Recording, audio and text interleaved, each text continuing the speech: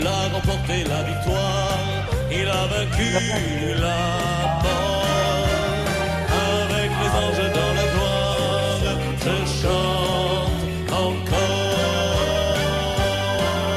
Louange et gloire à l'agneau de Dieu. Louange et gloire à l'agneau de Dieu.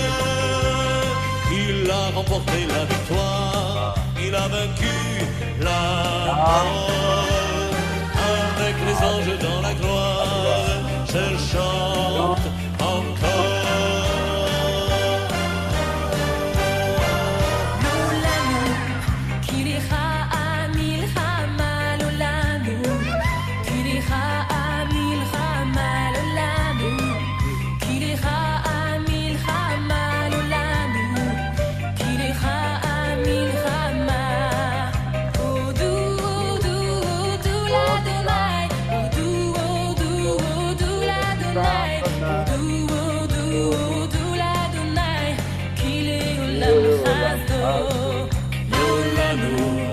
כי לך הניצחון לא לנו, כי לך הניצחון לא לנו, כי לך הניצחון לא לנו, כי לך הניצחון.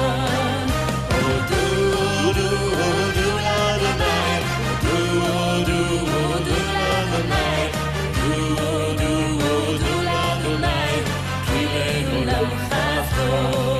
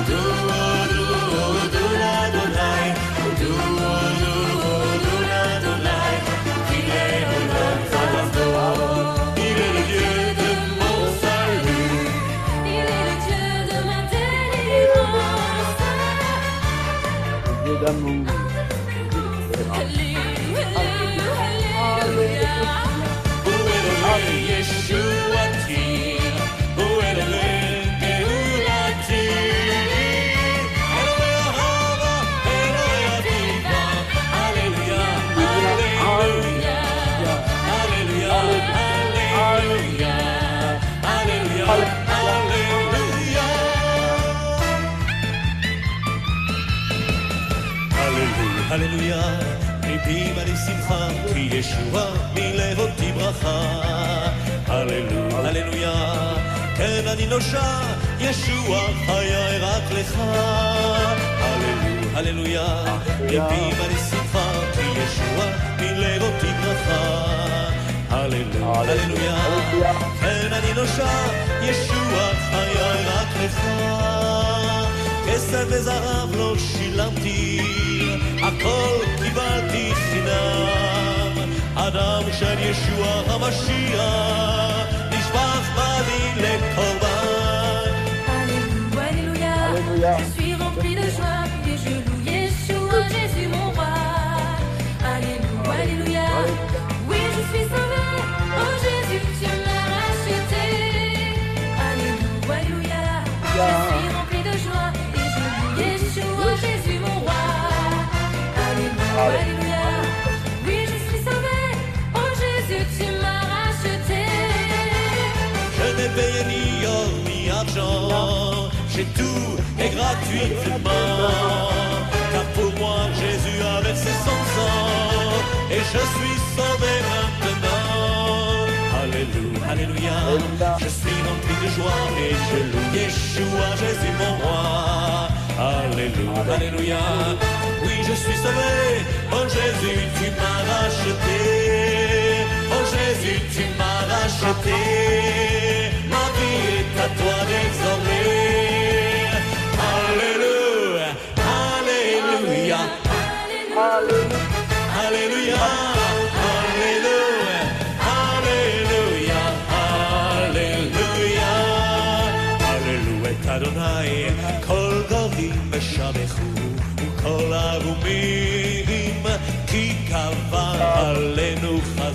באמת אדוני לעולם.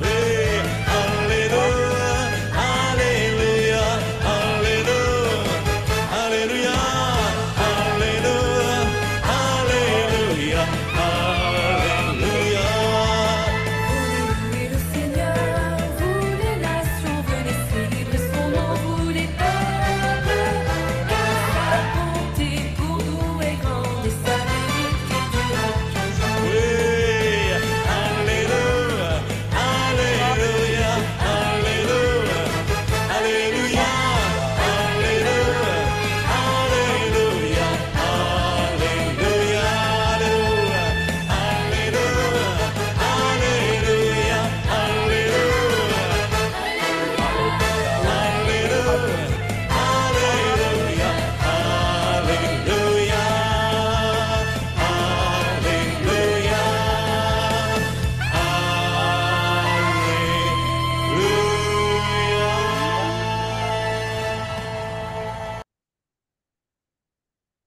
Alléluia.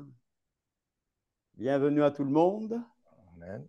Alors, chers amis, chers frères et sœurs, je voulais d'abord parler à David et à... il faut déjà arrêter. Il faut déjà arrêter, comment on appelle? Il faut déjà arrêter YouTube. Pardon. 2 secondes. Ça ne veut pas s'arrêter. Voilà le problème de YouTube. Excusez-moi, hein? Pas de souci. Voilà, le problème de YouTube, c'est ça. Voilà, je voulais discuter d'abord avec David et Bernard, parce que je sens que c'est bon qu'on fasse chaque fois un petit résumé de la paracha. Qu'est-ce que la paracha? Alors, pourquoi un petit résumé? Parce que c'est encore un lien avec Israël. C'est un lien avec la Terre Sainte, c'est un lien avec les communautés, bien sûr, juives. C'est un lien aussi avec tous les messianico-nazaréens ou les nazaréno-messianiques. Alors, ce que je voulais, c'est, moi, je n'aurai pas le temps de le faire, mais proposer que quelqu'un se charge de nous faire chaque semaine un petit résumé. Normalement, ceux qui font la paracha le vendredi l'ont déjà fait en entier, mais si on pouvait faire un petit résumé de la paracha, comme ça, on se situe un peu plus dans ce monde des racines hébraïques, du monde israélite. Voilà, donc je voulais le proposer, mais que quelqu'un ou que 2 ou 3 personnes prennent en charge et fassent un résumé, pas plus de 5 minutes. Disons 5-7 minutes max. Parce que sinon, pas un autre enseignement, mais un résumé. Voilà, par exemple, je vous rappelle que c'est Toldot, je crois. Aujourd'hui, c'est Mère Sarah, non? Ça dépend après de comment on situe, parce qu'il y en a beaucoup qui décalent. Donc après, je ne sais pas. Ah bah aujourd'hui, donc voilà, Sarah, ok. Comme ça, on se fixe. Moi, je veux bien faire un résumé de la paracha, si tu veux, la semaine prochaine. Tu le fais à chaque fois? Je peux, oui. Je prendrai un temps pour ça dans la semaine pour pouvoir le préparer. Très bien. À condition de se mettre en accord avec le calendrier pour être bon, parce que souvent, c'est décalé par rapport au côté rabbinique, au côté de certains calendriers, même messianiques, ils sont décalés. Donc après, je critique personne, mais pour être sûr et certain d'avoir la bonne paracha, je préfère donc d'avoir le titre choisi. Donc si on choisit Aïe Sarah, automatiquement, la semaine prochaine, ça sera la suite. Voilà, très bien. Voilà. Alors, 5-7 minutes. Oui, pas de problème. Alors, tu peux aussi choisir d'autres personnes. Et si tu peux nous donner les versets. Alors, est-ce que tu veux qu'on fasse une étude Ancienne Alliance et Alliance renouvelée ou juste Ancienne Alliance? Je préfère que tu nous donnes aussi la Haftara, donc les prophètes, mais qu'on se situe aussi dans la Brit Hadasha. Ok, donc les 3. Ok, ça marche. Voilà. Par exemple, aujourd'hui, les Nevi'im, c'est des prophètes. Aujourd'hui, on a 1 Roi 1 à 53, on a Ésaïe 51 à 23. Alors, moi, je n'ai jamais suivi de plan de lecture de la Bible en un an, hein, mais ça peut faire beaucoup de bien à beaucoup de gens. Et je crois que ça nous ramène un peu pour savoir ce qui se passe ailleurs aussi. Oui, Ça va? oui, oui, pas de problème. Alors, Brit Radasha, par exemple, aujourd'hui, c'est Marc 11, 1 à 14. Alors, moi, qu'est-ce que j'ai fait? Moi, je suis allé, j'ai interrogé, bien sûr, j'ai interrogé, comment on appelle l'IA. Et je rappelle que la Haftara, c'est une sélection de textes, des livres des prophètes qui sont lus publiquement dans la synagogue, mais ça permet de faire un lien entre la paracha. La paracha, c'est une portion de la Torah qu'on lit chaque samedi, il y a un cycle, Oui. n'est-ce pas? Oui, Alors, tout je à dis fait. bien, on ne va pas faire toute l'étude, ce sera toujours un résumé. Par exemple, voici un résumé de ces principaux thèmes et événements. Je ne me suis pas cassé la tête. Résumé de la paracha Haïe Sarah, qui signifie les vies de Sarah. Les vies de Sarah? Voilà. La paracha commence paradoxalement par le récit de la mort de Sarah, l'épouse d'Abraham, à l'âge de 127 ans. OK? Oui. Abraham mène de longues négociations publiques avec les Hittites d'Hébron pour acquérir un terrain, la grotte de Marpella, comme sépulture familiale permanente. Il refuse une offre de don gratuit, insistant pour payer le prix fort. 400 cycles d'argent pour s'assurer une possession légale de cette portion de la terre promise. Sarah y est enterrée et ce lieu deviendra le caveau familial où reposeront aussi Abraham, Isaac, Rivka, Yaakov et Léa. OK? C'est cette portion donc qu'on lit. Elle se situe donc dans la Torah. On parle de la mort de Sarah, de sa sépulture à Hébron, l'envoi d'Eliezer, trouver une épouse à Isaac, la rencontre avec Rivka, Rebecca au puits, le retour de Rivka en terre de... Bon, je vais un peu vite. Bon, David ira sûrement plus lentement. Et son mariage avec Isaac. La paracha se termine avec la mort d'Abraham à 175 ans. 175 ans, c'est quoi pour les Belges? 175. Mets ton micro. Voilà. Donc, à 175 ans, après s'être remarié avec Ketura et avoir fait Isaac son fils unique. Mort de Sarah, donc, Sarah décède à 127 ans, etc., etc. Abraham recherche une épouse à Isaac. Voilà en gros ce qu'on aura un peu chaque semaine. Et il y a une chose aussi que j'ai faite, je suis allé trouver un petit résumé, par exemple, de Torah Box. Comme on dit, bon, quand c'est les autres, il faut prendre ce qui est bon. Voilà, et que je vous propose alors. Voilà, c'est bien ça.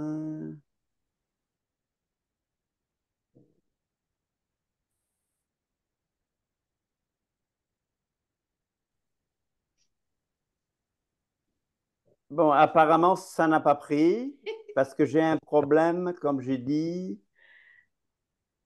Je dois redémarrer la machine. Ah. Ça va?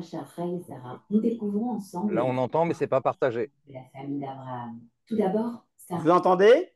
Oui. C'est bon? Voilà, dans un petit résumé que bon, David s'en chargera et choisira ou demandera de l'aide à d'autres personnes. D'accord? Pas de problème. C'est la paracha, donc Haye Sarah. Sarah.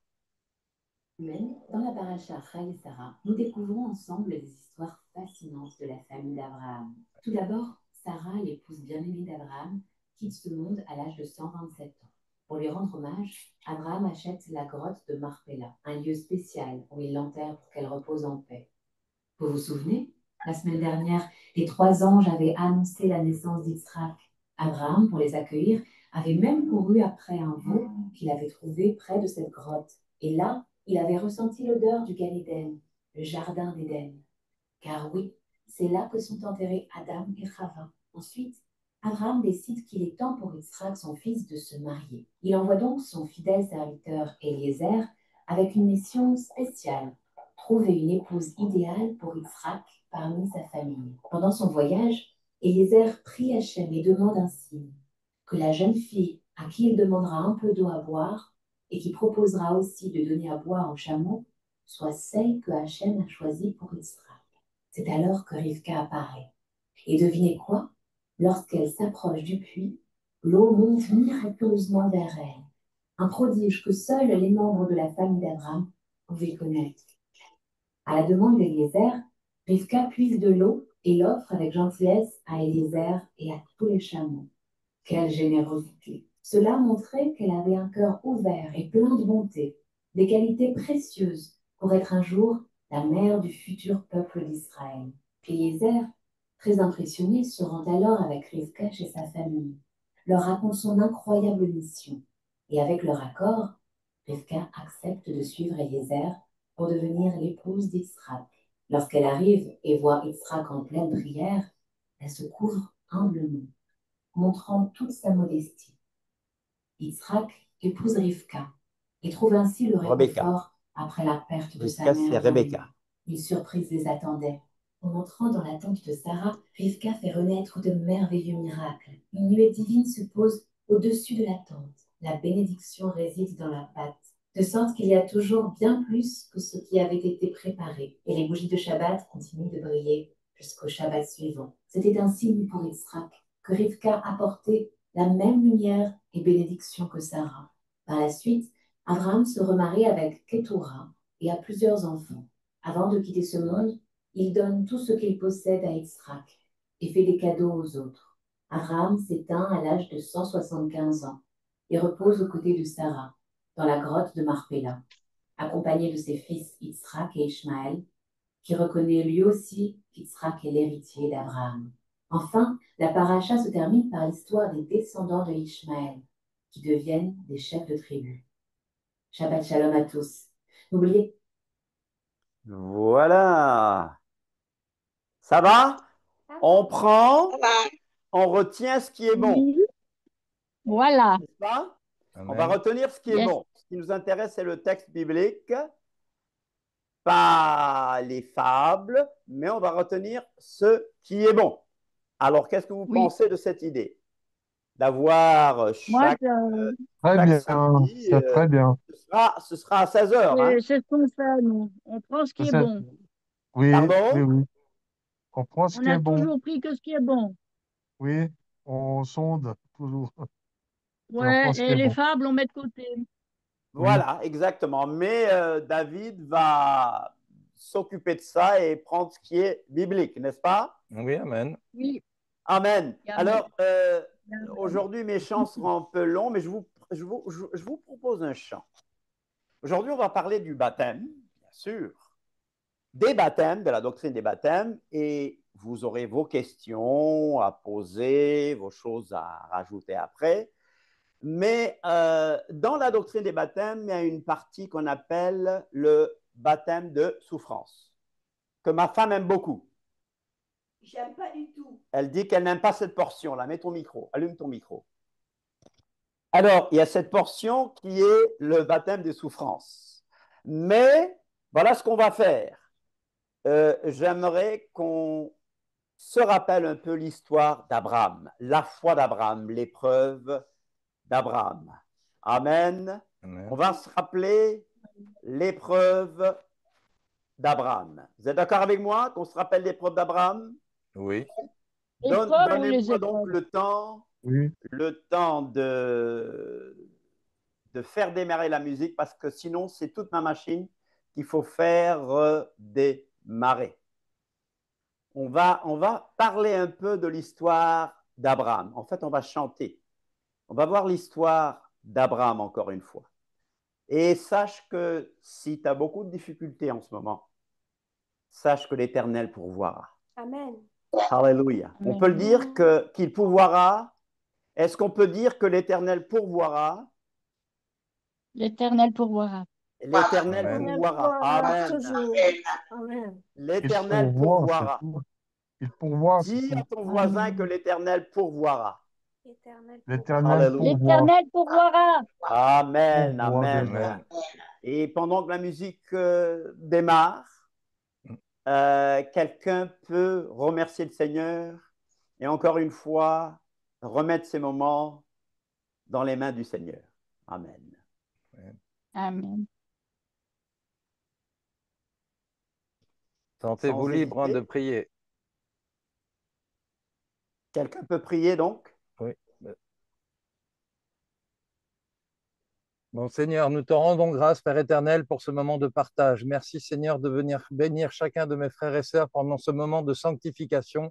Merci, Père éternel, pour ton Saint-Esprit. Merci, Seigneur, pour nous éveiller à ta parole et nous faire suivre ta parole véritablement à la lettre. Toi qui es le chemin et la vérité, Seigneur, c'est toi qui nous enseignes à travers les mots de ta Torah, à travers les mots de l'intégralité de ta Bible, qui est la parole de vie éternelle. Et vraiment, on te rend grâce, Père éternel, pour cette liberté de culte, cette liberté de réunion. Et merci, Père éternel, d'être au milieu de chacun d'entre nous, dans nos vies, dans nos cœurs et dans notre esprit, afin de le vivifier, de le sanctifier, dans le nom puissant de Yeshua Mashiach. Je t'ai prié. Amen et Amen. Amen. Quelqu'un d'autre peut prier?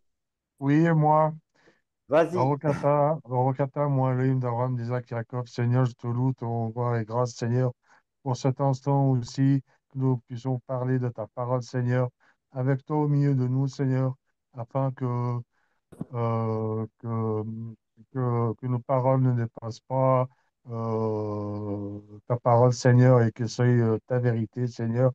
Et merci à toi parce que tu pourvois déjà à toutes choses, Seigneur, en nous, Seigneur.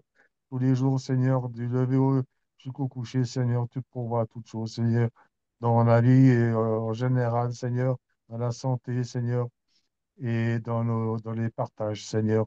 Te loue, te renvoie et grâce. Béchem Yeshua. Amen. Amen. Encore une fois. Amen. Amen. Quelqu'un d'autre? Père Moi, je te éternel, je veux remercie. te bénir, Père éternel, pour tout ce que tu fais jour après jour. Merci pour ta présence, merci parce que tu es là. Tu nous visites et tu vas encore visiter encore cet après-midi. Je te demande de poser ta main sur ton serviteur qui va nous apporter ta parole, afin que Seigneur, que ta Amen. parole puisse nous emmener encore plus loin dans ta dimension et porter du fruit. Père, bénis tous ceux qui sont là et que tu puisses travailler les cœurs, Seigneur, comme le cultivateur qui travaille la terre. Seigneur, travaille nos cœurs par ton Esprit Saint. Je veux vraiment te rendre toute Alléluia. ta gloire, louange et gloire à toi, Père éternel. Dans le nom de Mashiach, de Yeshua Mashiach ben David. Amen. Amen. Amen. Sans hésiter, une autre personne peut aussi remercier le Seigneur. Moi, je remercie notre Père éternel, déjà qui lui permet qu'on peut se réunir à travers le web. Amen. Et je le remercie pour nous avoir donné Israël, pour nous avoir gardé le peuple juif, d'où est issue la Torah, Amen. d'où est issu notre Messie, notre Yeshua. Et je prie pour Jérusalem, la paix de Jérusalem. Et je bénis tout le peuple d'Israël. Cham Israël Chai, Amen et Amen. Amen. Alléluia. Amen. Voilà, la musique refuse, ce sera pour une autre fois, n'est-ce pas? Voilà, c'était une très belle chanson. Voilà, c'est l'histoire d'Abraham, la foi d'Abraham. Bon, le Seigneur sait pourquoi. Alors, je suis content de vous voir. Hein? Amen. Je crois qu'on est maintenant drogués les uns pour les autres. Oui. Amen, amen. Un grand amour les Ah uns. oui, amen. Amen. Alors, on s'est manqué les uns les autres, n'est-ce pas? Ouais. Voilà. Et le samedi, donc, c'est la grande liberté. Je n'aime pas avoir le monopole. Bon, je vais quand même répondre à la question. On m'a demandé la dernière fois de donner la liste de ces différents baptêmes, ce que je ferai, n'est-ce pas? Parce que je suis à votre service. Ou à vos services, n'est-ce pas? Mais on utilise une grande liberté et j'ai senti que tout à l'heure, pour ceux qui n'étaient pas encore là, que c'est bon d'avoir quand même une idée de la paracha, de la portion de la Torah de chaque semaine. Et David donc sera chargé de cela et il impliquera dans cette préparation qu'il veut, ce sera des résumés. La paracha, c'est une portion des Écritures. C'est une portion de la Torah. D'accord? C'est clair? La paracha est dans le monde juif. On lit la Torah en un an, n'est-ce pas? Et le départ, c'est cette fête appelée Simchat Torah, qui est en fait la conclusion de la lecture de la Torah et qui lance un nouveau cycle de lecture. Mais quand on lit les portions de la Torah, il y a des renvois vers les prophètes. Et nous, en tant que disciples de Yeshua, David, je profite pour dire que David a lancé un YouTube et qui est intitulé Keilat Yeshua. Keilat Yeshua. Je propose qu'on ajoute sans frontières de la bouche même de David. La dernière fois, David a dit c'est une église sans frontières. Donc, Keilat Yeshua signifie assemblée de Yeshua, Keilat Yeshua. Et je propose qu'on ajoute sans frontières. Amen.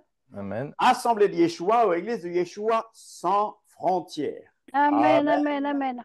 Et nous insistons, nous aimons Israël, nous ne sommes pas seuls, nous ne sommes pas seuls, nous allons vers les autres, nous allons vers les évangéliques, nous allons chercher ces 7000 qui n'ont pas plié les genoux devant Baal. Nous ne sommes pas sectaires. Jeudi, vous avez vu que j'ai insisté sur le fait qu'il n'y a aucun chef parmi nous si ce n'est Yeshua lui-même. N'est-ce pas? Amen. C'est vrai? Oui. Un seul chef, nous n'avons qu'un seul chef, un seul directeur, un seul révérend, digne d'être vénéré, c'est Akadosh Baruch Hu lui-même. Alléluia. Et que nous avons insisté pour dire que dans la Keilat Yeshua primitive, que dans l'église primitive, tout le monde fonctionnait, il n'y avait aucun chef. Et je vous ai même démontré que personne n'a été appelé pasteur dans l'église primitive. Personne.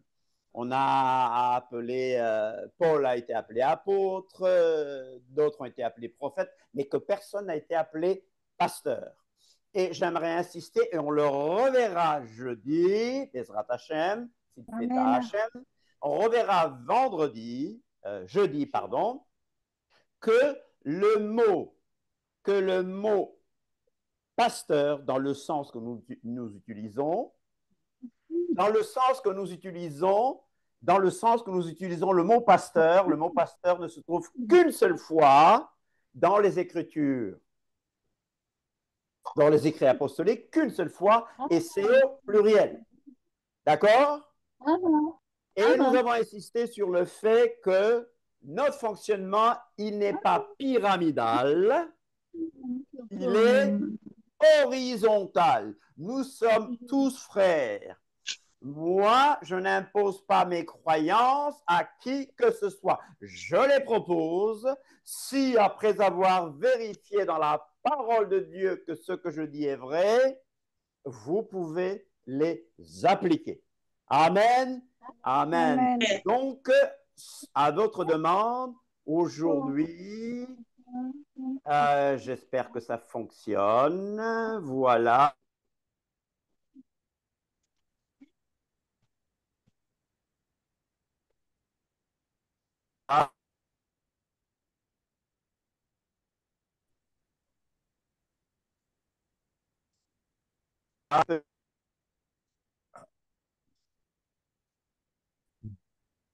On t'entend plus, Michel. Ouais, il y a des coupures là. On t'entend plus. Il n'y a plus de son. Ouais. Là, c'est carrément bloqué même. Ouais, je pense que c'est peut-être sa connexion qui pose Ouais, problème. la connexion doit avoir un problème. J'ai lu quelque chose de très intéressant aujourd'hui. Une petite phrase en attendant que ça revienne. Ça dit, la vraie pauvreté, c'est de n'être utile à personne. C'est très important. Alors. Ouais. Parce que là, on ne le voit plus. Ah, il n'y a même plus de vidéo là. Ouais. Il est écran noir. Bah, moi, je le vois encore, mais il est figé, quoi. Ouais, mais je pense que c'est sa connexion. Il est carrément figé. bloqué. Ah. Moi, je sais pas si mon micro marche toujours. Mais bon, voilà. On Oui, ton t'entend. micro marche, ok, Pascal. d'accord. On t'entend, ouais. Bon, Mais peut-être qu'il Michel, j'ai faut lui l'impression que écrire, faut c'est lui la mise à envoyer. jour, c'est la mise à jour de son ordinateur qui pose problème, Moi, c'est apparemment. ça qui m'a fait arriver en retard. J'avais une mise à jour et Oui, oui. voilà. Et dans ces cas-là, je dirais qu'il faut désactiver bon, on est en plein milieu de la réunion, mais on parlera d'informatique plus tard. Ouais. Mais là, c'est un peu embêtant, sachant qu'il est en train de prêcher les baptêmes. Ouais. On Et lui a j'ai dit l'impression, là, on lui a dit en écrit, peut-être qu'il va recevoir en écrit. Il faut j'espère. lui écrire que voilà, on l'entend plus. Oui, mais si. Attends, peut-être qu'il va au moins Il y a voir. un blackout. Attends, je vais essayer de lui envoyer un message là, mais Oui, mais est-ce qu'il va le voir? Parce que pendant le chat, c'est pas sûr. faut tenter de le faire. On ne sait jamais. Peut-être qu'il. Michel vient de partir à l'instant, là. Il est sorti de la réunion. Ah ok. Et je pense que c'est à cause de l'ordinateur, de la mise à jour. Mhm. Mais là, ça. Ouais. Voilà, exact. On n'entend plus Michel. Ah ouais. Non, mais il est plus dans le groupe, là. Enfin, Je lui ai il est écrit sorti. sur Facebook pour le prévenir. On Ouais. sait jamais, mais bon, si son C'est- ordinateur il s'est éteint, de toute façon, là, Facebook, Bah, il verra pas non plus. Si, Hein. si quelqu'un a son numéro de téléphone, peut-être c'est lui envoyé par Je l'ai pas, téléphone. moi. oui. Parce Ça, je l'ai que pas. Voilà. avant, quand il passait les vidéos YouTube, Retour. Mon fils l'agneau pour Amen. lui-même, Dieu pourvoira. J'ai été enlevé un peu. C'est beau là-haut alors. C'est très beau. Pourvoira. Que l'Éternel pourvoira tes Mon besoins. fils Amen. l'agneau pour lui-même, Dieu pourvoira. Le vieil Abraham a préparé avec soin l'autel, ordonnant le bois pour que le feu prenne. Il a pris, attaché l'enfant et lui a couché sur l'autel. Dans sa main, il tenait un couteau bien aiguisé. Le vieil Abraham dans la foi, fidèle obéissait à Dieu, décidé à accomplir l'ordre de Dieu. Mais du ciel l'ange a crié, n'étends pas ta main sur l'enfant, car je sais Alléluia. maintenant Je sais que maintenant que tu tu crains Dieu. Pourvoira, Amen. pourvoira, mon fils l'agneau pour lui-même, Dieu pourvoira. Pourvoira, pourvoira, mon fils l'agneau pour lui-même, Dieu pourvoira. Pourvoira, pourvoira, mon fils l'agneau pour lui-même, Dieu pourvoira. Pourvoira, pourvoira, mon fils l'agneau pour lui-même, Dieu pourvoira. Je devais écouter David et redémarrer la machine, n'est-ce pas? Ça va, mais on va se rattraper. Pas de problème. On se rattrape? Oui. Vous êtes là? Vous êtes encore chaud pour l'Éternel? Amen. Oui, mais on voit pas ta caméra, Michel. Oui. non, t'as ta caméra coupée hier. Voilà. Je n'ai rien compris, pardon? On ne voit pas ta caméra, on te voit pas la caméra. Ah, merci Mais on beaucoup. t'entend. Voilà. D'accord. D'accord. Voilà. Merci beaucoup. Voilà. Voilà, je crois que vous me voyez maintenant. Tout à fait. Voilà, on va bien redémarrer maintenant. D'accord. Voilà, alors il y a des gens qui m'ont soutenu sur Facebook. Alors on redémarre, chers amis. Sur Facebook, nous avons lu le livre aux Hébreux, le chapitre 6, et nous avons vu ce que Paul a dit dans Éphésiens 4. dans Hébreux chapitre 6, il est question de la doctrine des baptêmes. Mais alors que Paul nous parle du seul baptême, n'est-ce pas? Paul nous parle du seul baptême. Alors, mais on va comprendre ces choses.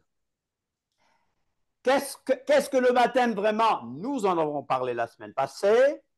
Nous avons vu que Jésus baptisait. Jean baptisait aussi. Jean baptisait là où il y avait beaucoup d'eau. Et là, nous parlons du baptême d'eau. Mais on a bien compris que les gens délaissaient Jean-Baptiste pour aller à Yeshua.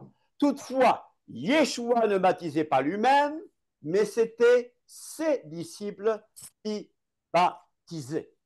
Alors, Paul, dans 1 Corinthiens 1, par exemple, Paul, dans 1 Corinthiens 1, versets 10 à 17, Paul dit, au verset 13, « Mashiach est-il divisé?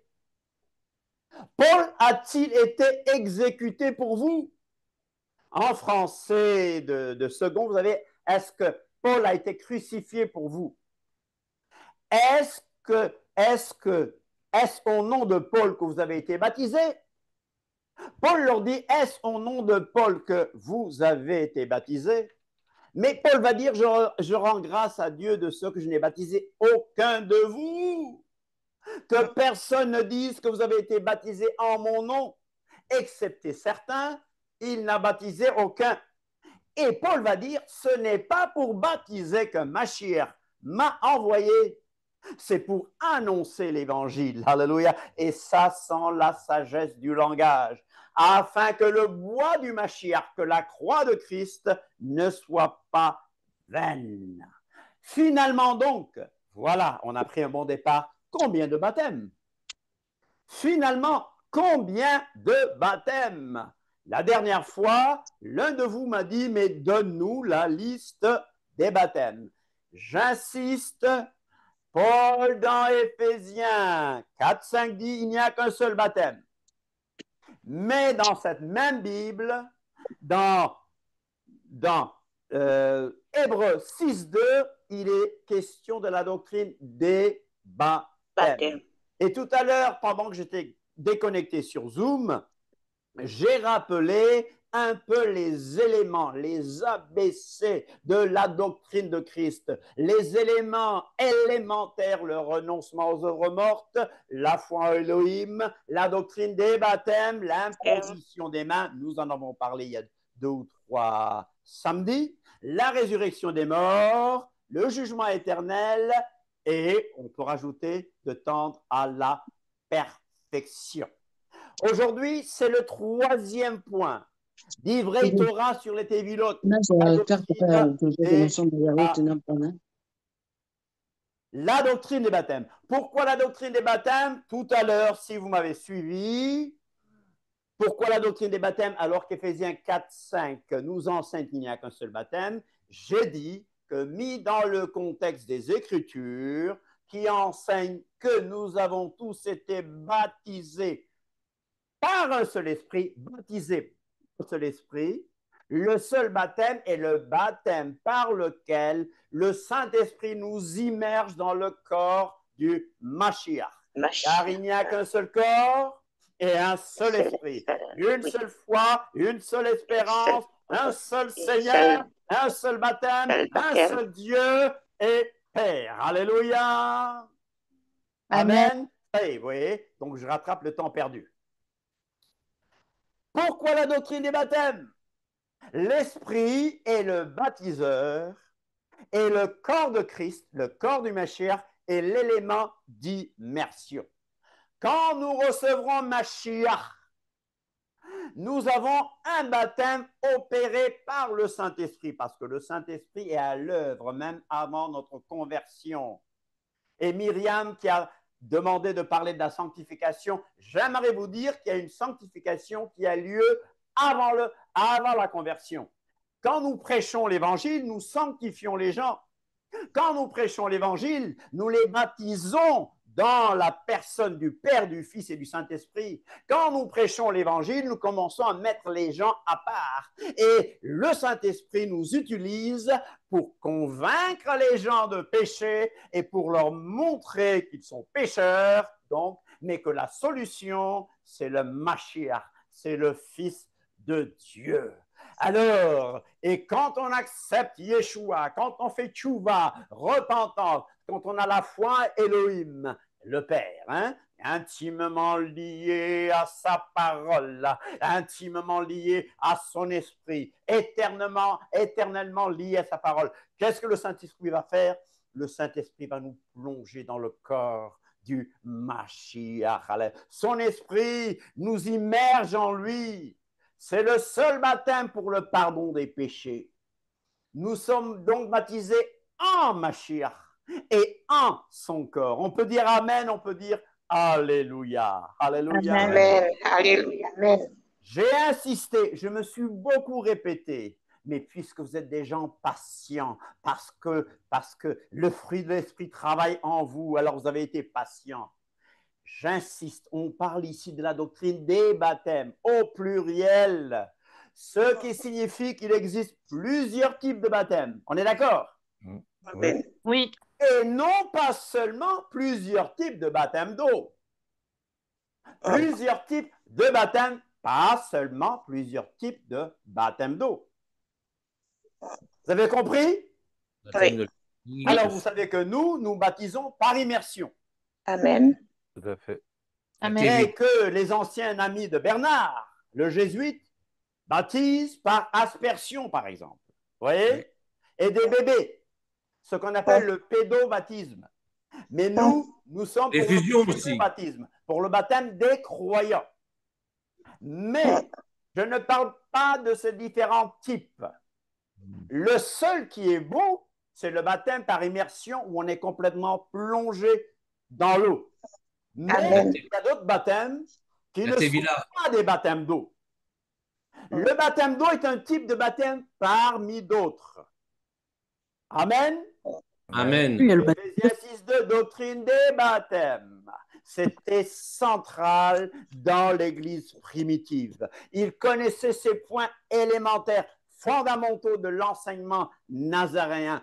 Eux, ils savaient ça. Nous, en ce moment, nous ne connaissons même pas les éléments de la doctrine de Christ. Et c'est lamentable. Nous devons revenir. Voilà pourquoi, dans notre mouvement, dans la Keilat Yeshua, sans frontières, nous revenons à ces points essentiels. Alléluia. Amen. Le mot baptême n'est pas qu'un baptême d'eau dans les Saintes Écritures. D'accord? Oui. Amen. Il y a ma femme qui Oui, me oui. regarde. Non, parce que tu as tout fait tomber. Ma femme dit que j'ai tout fait tomber. Vous imaginez Moïse qui descend. Je dis Moïse qui descend avec les tables de la loi et sa femme Séphora qui lui dit voilà, tu as brûlé telle ou telle chose, tu as tout fait tomber, n'est-ce pas? Car Jean a baptisé d'eau, Yeshua a dit. Yohanan a baptisé d'eau. Mais vous, dans peu de jours, vous serez baptisés de la Ruach HaKodesh. Alléluia. Amen. Et quand on parle de baptême, on parle de purification, de pureté, de sanctification, de repentance, pardon, nouvelle naissance, renaissance, régénération, sang. Je ne parlerai pas de baptême de sang aujourd'hui, mais on pourrait aussi l'inclure. Quand on parle de baptême, on parle de la Ruach HaKodesh, de l'esprit de sainteté. Amen. Amen. Ézéchiel 36, 25, il est dit, je répandrai sur vous. Je répandrai sur vous une eau pure et vous serez purifiés. Et Tite nous a dit, il nous a sauvés non à cause des œuvres de justice que nous aurions faites, mais selon sa miséricorde, par le baptême de la régénération et de renouvellement du Saint-Esprit. Ça, ce n'est pas un baptême d'eau, mais c'est un baptême effectué par l'Esprit lui-même. Je vous donne une liste. Et on va revenir petit à petit sur cette liste. Divers baptêmes et lavages. Premièrement, le baptême de Moïse. Amen. Le baptême en Moïse. Il y a aussi dans les Écritures hébraïques différentes ablutions. Hébreux 9, 10. Oui, oui, oui. Il y a le baptême, ça peut vous faire rire, le baptême de pot et de casserole. Marc 7, 4. La Tevila, si, oui, oui. Chez les Juifs, oui. Ah La oui, Tevilot, Hakelim, c'est ça? Hakelim, C'est oui. ça, oui. Marc 7, 4. Et je vais revenir là-dessus. Il y a le baptême de Jean. Il y a le baptême de Yohanan le baptiseur, Yohanan Hamadbil, Yohanan l'immerseur, Yohanan le baptiste ou le baptiseur. Il y a le baptême de Yeshua. Yeshua a fait son propre baptême. Il y a le baptême de souffrance. Oh, personne ne veut entendre parler de ce baptême de souffrance. Il y a le baptême de mort. Matthieu 20, 22. Dans la Il y mort. a le baptême dans le corps de Christ, dont j'ai parlé tout à l'heure, opéré par le Saint-Esprit, 1 Corinthiens 12, 13. Il y a le baptême de la grande mission, ou le baptême de l'ordre missionnaire. Ce baptême de l'ordre missionnaire, c'est quoi? Baptisez-les au nom du Père, du Fils et du Saint-Esprit. Et je vous dis d'avance, il ne s'agit pas d'un baptême d'eau, il s'agit d'un baptême spirituel qui va impliquer, bien sûr, le baptême d'eau. Donc, c'est toujours la purification. Toujours, quand nous prêchons, quand tu prêches l'Évangile, tu purifies les gens qui t'écoutent. Amen. Un non-croyant qui reste avec une femme non-croyante ou vice-versa. La Bible dit, Paul dit, que le conjoint est saint, que les enfants sont saints. Ça ne veut pas dire qu'ils sont sauvés. C'est ça, oui. C'est une sanctification avant la conversion, avant le salut. En 10e point, le baptême du Saint-Esprit, le baptême de l'Esprit Saint. Amen. Amen. Et il y a en 11e point le baptême des croyants dans le nom De de Yeshua. Yeshua, dans le nom du Seigneur. Alléluia. Amen. Et il y a le baptême de feu. Oui. Allez, vous êtes prêts à partir? Ça, c'est Jean-Baptiste aussi qui le dit. Jean-Baptiste le dit. Il vous baptisera d'Esprit Saint et de feu. De feu. Alors, on va prendre le premier. Le baptême de Moïse. Mhm. Le baptême en Moïse. N'est-ce pas? Ah, je vous l'ai donné, donc je passe. Je vous ai donné tout ça. Allez. Voilà. Je vais commencer par le baptême en Moïse, mais j'aimerais vous dire pour chaque baptême, il y a 4 questions qu'il faut se poser. Nous allons nous poser 4 questions. Nous allons vous poser 4 questions. Qui est baptisé? Celui qui croit Dans quoi? en Yeshua, En Yeshua. De quoi s'agit-il? de la Et foi. pourquoi ce baptême? Non, je dis dans chaque baptême. Pas seulement pour le baptême d'eau. Oh, la salvation. De purification. Je vous dis Nouvelle que naissance. pour chaque baptême qu'on va traiter, on va se poser ces questions. Parce qu'il y a un baptême d'eau, c'est vrai. Il y a un baptême d'esprit. Il y a un baptême de feu. Il y a un baptême de souffrance. Et on va se poser la question chaque fois, qui est baptisé? Dans quoi? De quoi s'agit-il? Et pourquoi ce baptême? Pour chaque baptême, n'est-ce pas? Dans quoi? Quel est l'élément du baptême? Qui est le baptiseur? De quoi s'agit-il? Chaque baptême comprend une immersion, en général, hein, ici. Soit littérale, soit allégorique. Et on va se demander pourquoi ce baptême? Chaque baptême est important dans le dessein d'Élohim pour les hommes. Alors, on va commencer par le baptême de Moïse. La traversée Ou de le la mer. baptême en Moïse. Paul, dans 1 Corinthiens 10, 1, Katia, si tu as tes lunettes, si tu as des nouveaux yeux, Oui. ce J'ai que Paul mes dit dans lunettes. 1 Corinthiens 10, 1? Oui. Alors, frères, je ne veux pas que vous ignoriez que nos pères ont tous été sous la nuée, qu'ils sont tous passés au travers de la mer, qu'ils ont tous été baptisés en Moïse dans la nuée et dans la mer. Alors, étudie bien le passage. Nos Alors, pères, nos pères, nos pères, nos pères ont tous été sous la nuée. Nos pères ont tous été sous la nuée. Ils sont tous passés à travers la mer. Mer rouge, oui. Ils ont tous été baptisés en Moïse, dans la nuée et dans la mer. C'est quoi ce baptême en Moïse? Ce baptême en Moïse a eu lieu quand les Israélites ont traversé la mer Rouge. Yam Chouf. Mhm. Ah, quand ils traversaient la mer Rouge, dit, comment on le dit? Yam Chouf. OK? Ils quittaient l'esclavage de l'Égypte. Donc, on parle ici des Israélites fidèles parce que Bernard nous a rappelé que beaucoup d'Israélites n'ont pas quitté l'Égypte. Hein, Bernard? Absolument. Ici, on parle des Israélites fidèles qui ont cru Moïse et qui ont donc traversé la mer Rouge. Ils ont été submergés dans la nuée et dans la mer afin d'être libres. Donc, ils ont été baptisés dans quoi? Dans l'esprit. Dans la nuée C'est l'esprit. et dans la mer. Mhm. D'accord? OK. Voici le baptême en Moïse. Mais on ne va pas s'arrêter là. Ils sont devenus libres. Amen. Et Moïse les a en quelque sorte baptisés dans la Torah, plongés dans la Torah, plongés dans la révélation, plongés dans une plus grande connaissance de l'éternel Dieu d'Israël, Dieu d'Abraham, Dieu d'Isaac et Dieu de Jacob. C'est la mort de Amen. Yeshua et sa résurrection. Je suis encore au baptême de Moïse. Ah oui, Amen. Oui. Là, tu es en train de projeter, tu vas dans l'avenir.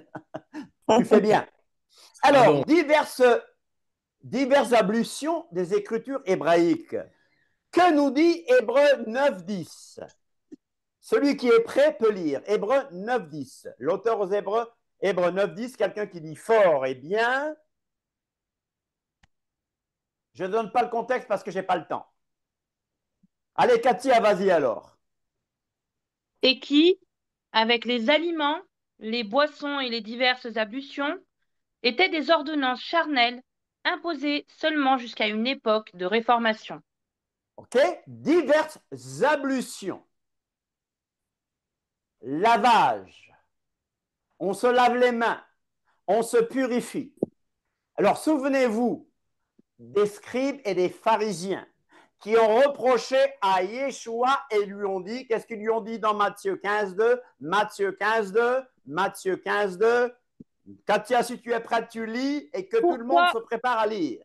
Pourquoi tes disciples transgressent-ils la tradition des anciens? Car ils ne se lavent pas les mains quand ils prennent leur repas. Ah, ils ne se lavent pas les mains. Alors, j'ai envie de dire quel cochon. Mais il ne s'agit pas de se laver les mains.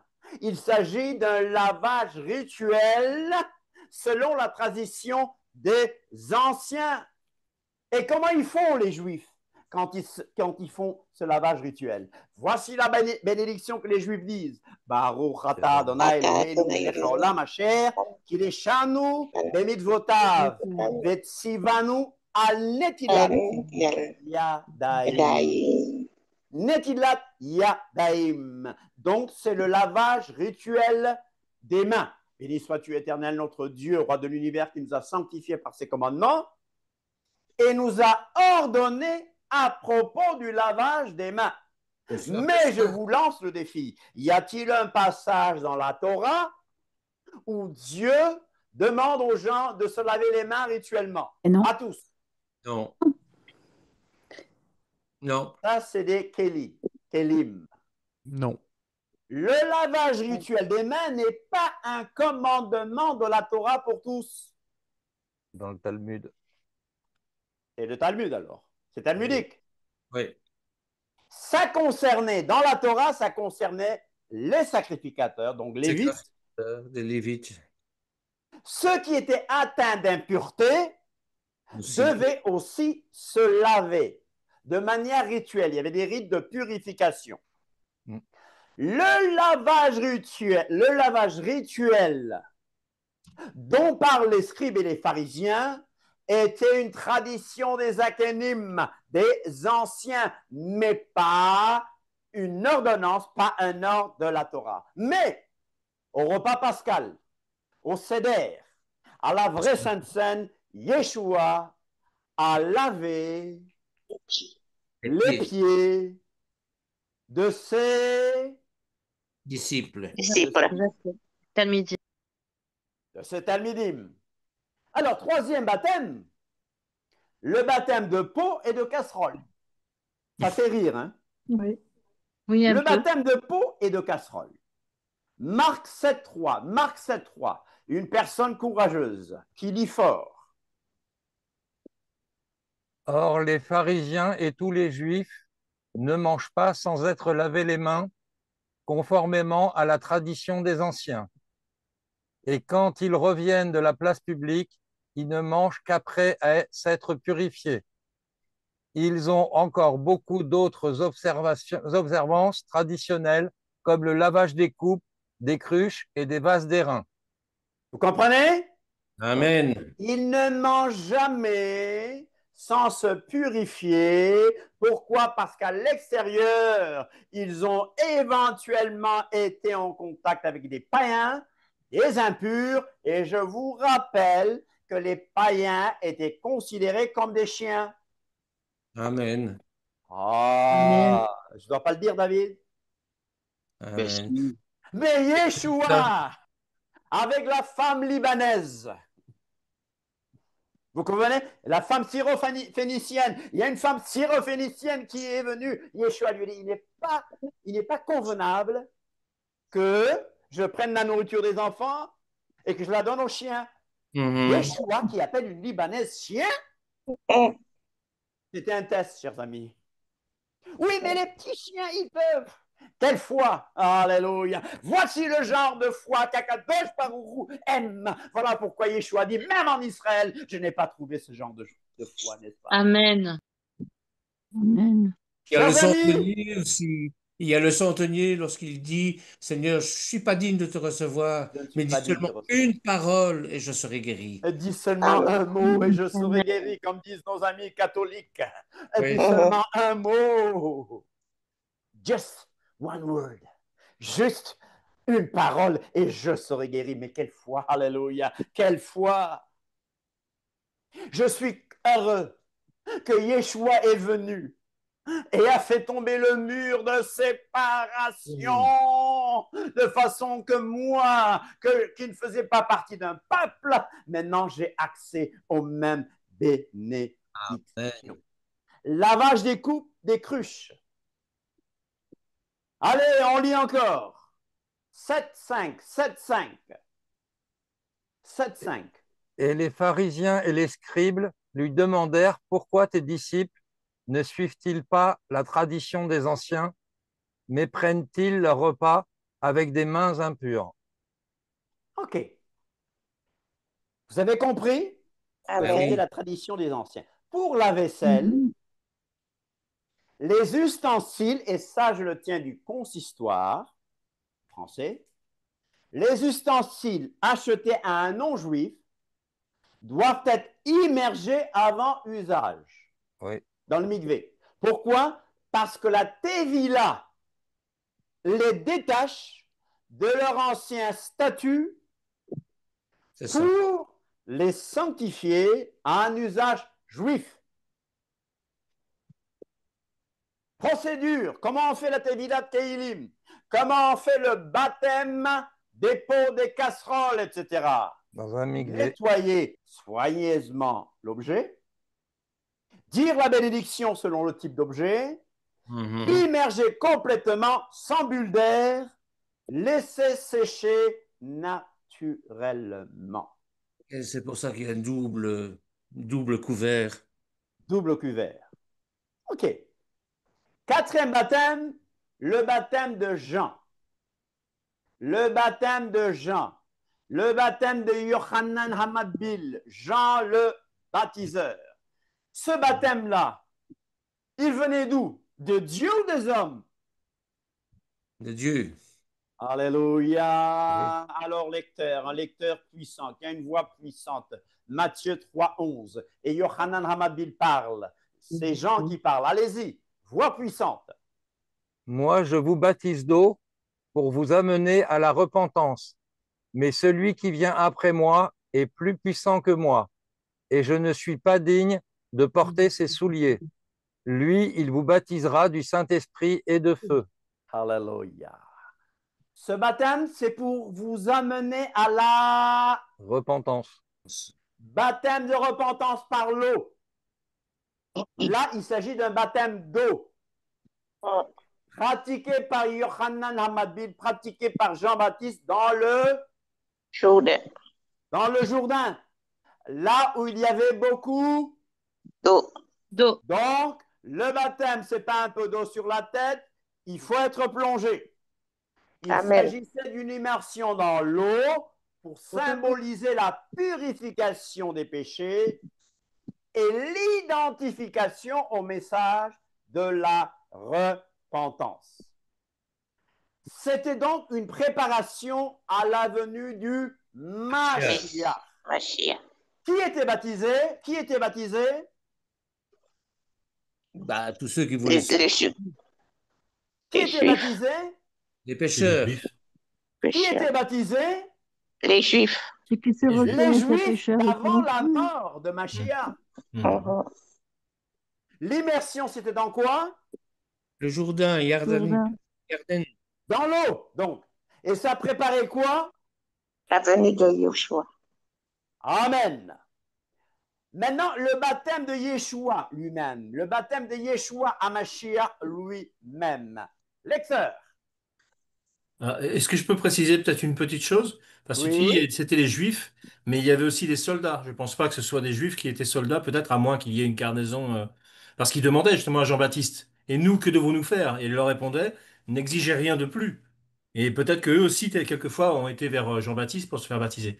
Très Et bien. est-ce qu'ils ont été acceptés, ça? Je ne sais pas. Mais il fallait se joindre C'est ça, fallait au devenir peuple juif. d'Israël. C'est ça, On est exactement. d'accord. Ouais. Il y a beaucoup de goïm. Bernard, tu n'aimes pas le terme goïm, mais goïm, c'est vous, juifs, qui me l'avez appris. Donc, je vais l'utiliser. Bernard, tu es juif, tu m'empêches de parler comme un juif.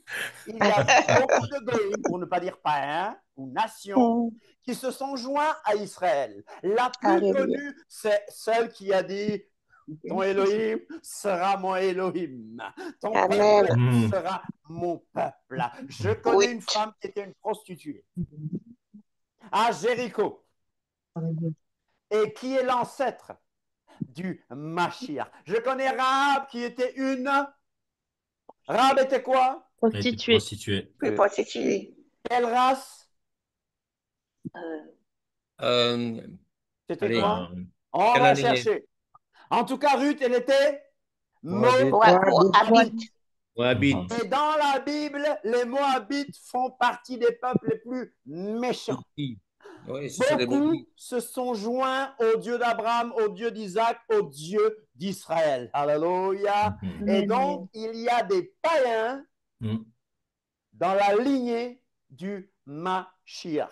Amen. Amen. Donc, Eric, tout à fait. Amen. Parce qu'il est le Dieu de toutes les nations. De Yeshua. Matthieu 3,13. Matthieu 3,13. Alors, Yeshua. Eric, c'est bon. Oui, vas-y. Eric, vas-y. Vas-y, Eric. Ok. Mais je crois qu'il y a un frère qui voulait lire, non? C'était pas Eric qui disait. Ah, c'était pas Eric, pardon. C'était Audric. Non. C'était Audric. Oui. Ah, et Audric, pardon. Audric, vas-y. Ok, d'accord. Vous m'entendez? Oui, on t'entend Oui. bien. D'accord. Je lis. Matthieu 3, 13. Alors Yeshua vint de la Galilée au Jourdain vers Jean pour être baptisé par lui. Mais Jean s'y opposait en disant, c'est moi qui ai besoin d'être baptisé par toi, et tu viens à moi.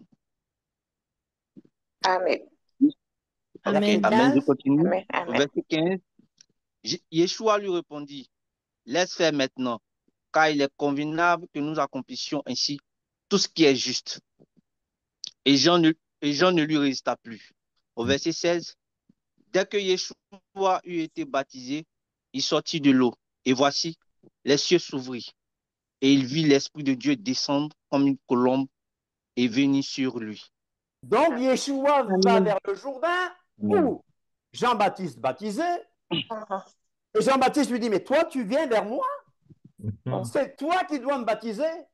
Mais Yeshua dit qu'il est convenable que nous accomplissions tout ce qui est juste. Qu'est-ce qui se passe ici? Yeshua avait-il besoin de repentance? Non. Non. Il n'a jamais Non. péché. Non. Voilà. Qu'est-ce qui se passe ici? Il est la tête du corps. Il est la tête du corps. Qu'est-ce qui se passe ici? Il montre l'exemple.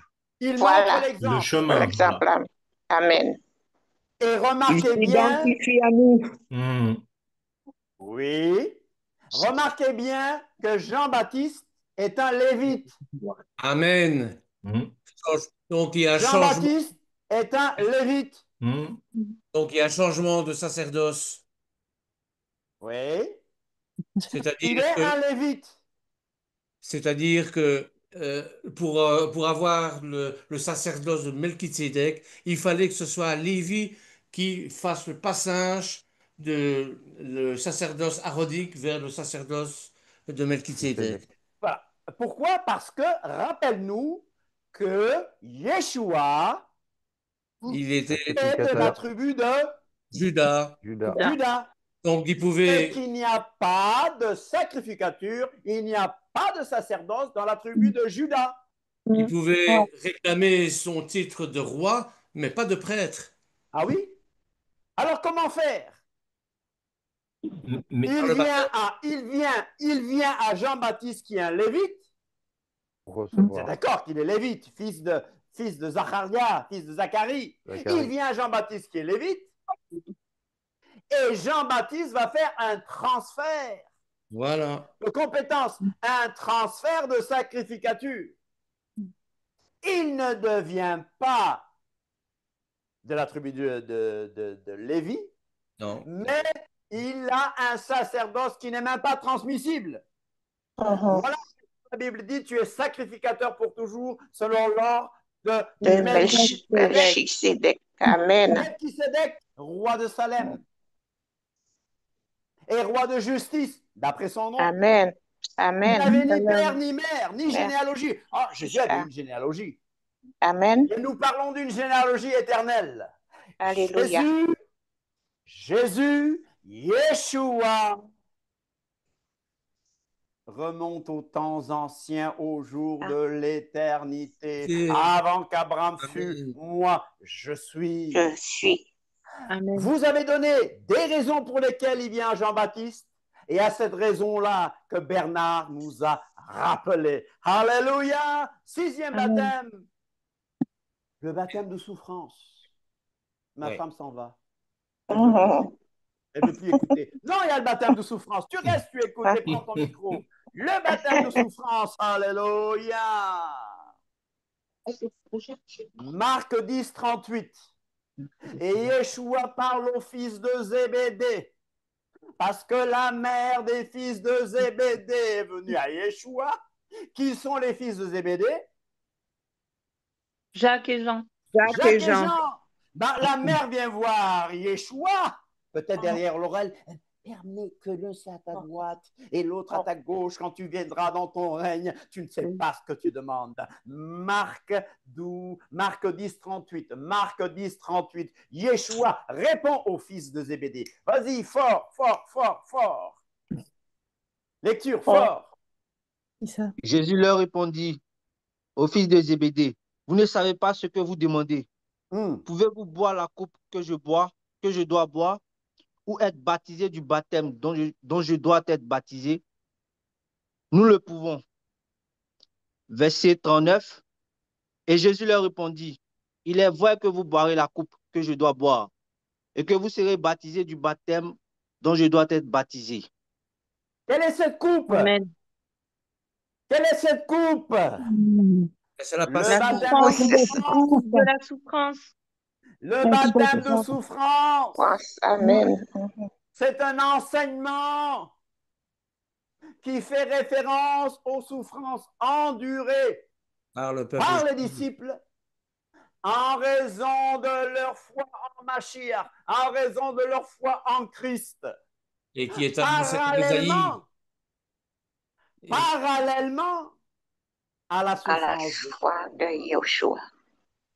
Et qui est annoncé par Isaïe. Merci Bernard.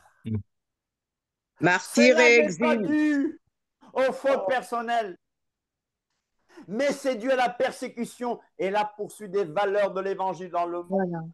Amen. Tu es souvent malade. Et qu'est-ce que les gens te disent? C'est parce que tu n'as pas de foi. C'est parce que tu as péché. Ça me rappelle les conseillers incompétents de Job. Si tu as ça, c'est parce que tu as fait ça. En milieu chrétien, c'est bien ça. Tu es malade, tu as des problèmes. Au lieu qu'on t'aide, On t'enfonce. On t'accable. C'est que tu le mérites. Tu le mérites, on dit. C'est terrible. Le terme peut être lié au baptême de Yeshua dans sa mort, à sa passion, une expérience intense de souffrance physique, émotionnelle et spirituelle. Mais la Bible dit, bien-aimés, ne soyez pas surpris. Quand on a des problèmes, on est surpris. On est surpris quand on a des problèmes? C'est dur. Mais bien-aimés, ne soyez pas surpris comme d'une chose étrange qui arrive de la fournaise qui est au milieu de vous pour vous éprouver. Tout à l'heure, nous avons chanté cette chanson avec Abraham. Réjouissez-vous au contraire. De la part, regardez, dis à quelqu'un de la part du gâteau. De la part que vous avez aux souffrances. Dis à quelqu'un, vous avez une part dans la souffrance de Christ. C'est pas moi qui l'ai dit? Est-ce que c'est clair? Oui. Oui. De la part que vous avez aux souffrances de Christ. Est-ce que je l'invente? C'est la Bible qui le dit. Afin que vous soyez aussi dans la joie et dans l'allégresse lorsque sa gloire apparaîtra. Alléluia. Amen. Il y a un lien avec le renoncement. Prendre son instrument de torture, ce qu'on appelle la croix. Je n'aime pas le mot croix, hein, parce que le mot croix vient du latin crux. La Bible ne parle pas de croix. La Bible parle de storos, ou la Bible parle de xylon, bois. La Bible parle d'un instrument de torture, d'un poteau de torture. Mais je vais utiliser le mot croix pour que tout le monde comprenne. Prendre sa croix, c'est aussi souffrir comme nazaréen, comme chrétien, sans en avoir honte. Quelle est la nature de la souffrance? Il s'agit d'une souffrance liée au nom de Mashiach, au nom de Christ. Amen. Au nom de Christ. Amen. Au nom de Messie, de Mashiach. Mais le véritable disciple se réjouit de la part qu'il a aux souffrances de Christ. Je répète, nous avons une part de souffrance, nous avons une part de souffrance aux souffrances de Christ. Nous avons une part aux souffrances de Christ. Je l'invente? Non, pas du tout. Est-ce que je l'invente? Non, pas du tout. Non. Non. C'est même indispensable. Indispensable. C'est dans l'ordre des ça nous choses. purifie. Ouais. Ça contribue à ma sanctification. Ça fait mal le bistouri. Est-ce qu'on dit bistouri encore pour ceux qui font médecine? Est-ce qu'on parle du bistouri spirituel? Est-ce qu'on parle du bistouri du chirurgien? On a un vieux cantique, c'est le cantique 270. C'est quoi 270? Les Belges. C'est quoi 270 les Belges? 270. 270, merci. Et ce chant dit, je ne sais quelle est la mesure de joie et de douleur que pour moi, faible créature, réserve mon sauveur. Mais je sais qu'en lui j'ai la vie, il m'a sauvé dans son amour. Alléluia, alléluia. Il y a des choses que je ne sais pas. Les choses cachées sont à l'Éternel, notre Elohim. Les choses révélées sont à nous, ses enfants. Mais je ne veux que ma part. Hello? Si quelque chose n'est pas ma part, je la refuse. Je ne sais quelle est ma mesure de souffrance. Je ne sais quelle est ta mesure de souffrance. La juste mesure. La juste mesure, Dieu sait. Et il y avait une rumeur comme quoi Jean, l'apôtre que Jésus aimait, Yohanan, ne mourrait pas. Et c'est vrai qu'il est mort, le dernier des apôtres, n'est-ce pas? Il est le seul qui est mort de mort naturelle. Tous les autres apôtres ont été zigouillés. Ce n'est pas un beau mot qu'il faut utiliser. J'espère que les enfants ne regardent pas à cette heure, n'est-ce pas? Ils ont été massacrés.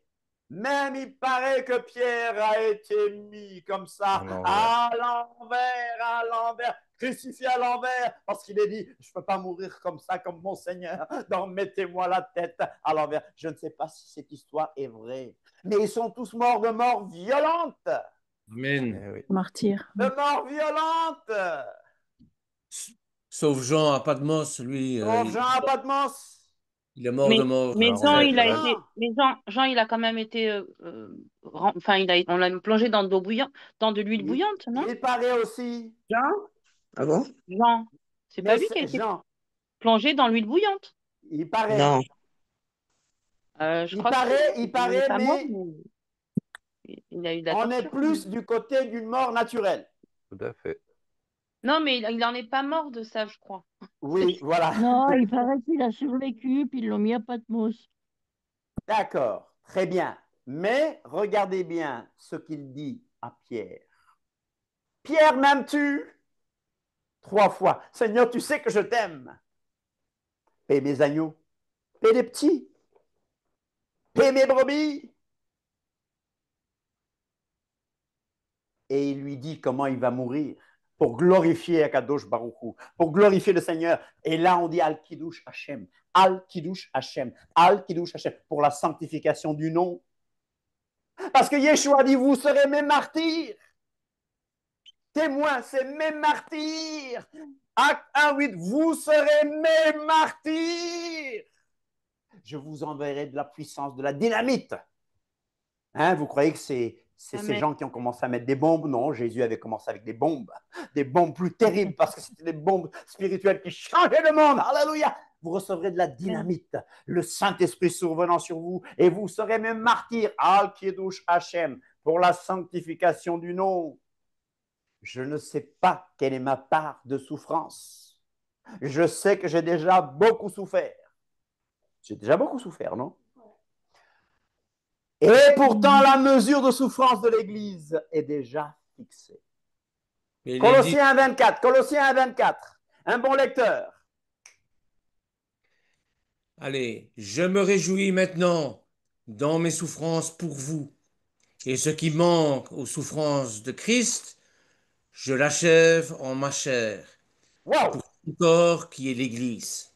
Ben, tu viens de me dire qu'il y a des choses qui manquent aux souffrances de Christ. Je l'achève. Paul l'achève dans sa chair. La mesure de souffrance de l'Église est déjà fixée. Et plus certains membres souffrent, moins les autres souffriront. Qui est prêt à souffrir pour les autres? Pas moi. Il n'y a personne. Hein? Il n'y a personne. Vous êtes tous aux abonnés absents. Là. Personne ne veut souffrir plus pour les autres. On veut tous de l'aspirine pour apaiser la douleur. Mais Paul a beaucoup souffert pour que nous souffrions moins. Oui. Paul, plus Paul a souffert, moins les autres ont eu à souffrir. Alors, ce qui manque aux souffrances du Christ, on ne parle pas de la passion. Non. Mais on parle des souffrances du Christ. La passion du Christ, elle a été parfaite. Il n'y a plus rien à rajouter. Il a dit tetelestai, c'est-à-dire c'est fini. La passion du Christ est différente des souffrances du Christ. Mais cette souffrance du Christ, nous la vivons à travers l'Église qui est son corps. Alléluia. La passion du Christ, son œuvre sacrificielle, la rédemption, personne ne peut rien y rajouter. C'était parfait. Son sacrifice est parfait. Et Akadosh Baruch Hu a accepté le sacrifice de son fils parce que son fils est venu avec un sang qui parle mieux que le sang des boucs et que le sang des agneaux. Amen. Mais elle est une souffrance pour l'Église. Amen. Vous serez mes martyrs. Acte 1, 8. Ah, certains mourront pour leur foi. N'ayez pas peur. C'est un don spirituel. Non. Comme un martyr, c'est un nom de Michel. Son spirituel. Tu racontes n'importe quoi, Michel. Le martyr est un don spirituel. Tu as témoigné? Je m'expliquerai. Ne me bombardez pas trop maintenant, parce qu'on est dans les baptêmes. Le martyr est un don spirituel. Le célibat même est un don spirituel. Mhm. La pauvreté peut être un don spirituel. Bombardé. Si vous êtes du mouvement de Kenneth Hagin et qu'on sort, vous allez dire hérésie, c'est quoi ça? Dieu nouveau riche. On y reviendra. Un homme ne peut recevoir que ce qui lui a été donné du ciel. Amen. La communion des souffrances de Mashiach. La communion des souffrances de Mashiach. Paul a dit, mais ces choses qui étaient pour moi des gains dans le judaïsme, ces choses qui me donnaient de la valeur, je les ai regardées comme une perte à cause de Mashiach. Afin de connaître Mashiach, afin de connaître Christ et la communion de ses souffrances, en devenant conforme à lui dans sa mort. Mon frère, ma sœur, ta souffrance n'est pas perdue. Reçois ça. Reçois ça comme une parole prophétique. Ta souffrance n'est pas perdue. Ta souffrance n'est pas perdue, ma sœur, toi qui me regardes. Ta souffrance n'est pas perdue. Le psaume 56, 9 dit, tu comptes les pas de ma vie errante. Recueille mes larmes dans ton outre. Ne sont-elles pas inscrites dans ton livre? Recueille mes larmes dans ton outre. Ma part de souffrance. Il y a aussi ma part de consolation. Béni soit Elohim, le Père de notre Adon Yeshua, le Père de notre Seigneur Jésus-Christ, le Père des miséricordes et le Dieu de toute consolation. Console dans toutes nos afflictions, afin que par la consolation dont nous sommes l'objet de la part de Dieu, nous puissions consoler ceux qui se trouvent dans quelque affliction. Car de même que les souffrances de Christ abondent en nous, de même notre consolation abonde par Christ.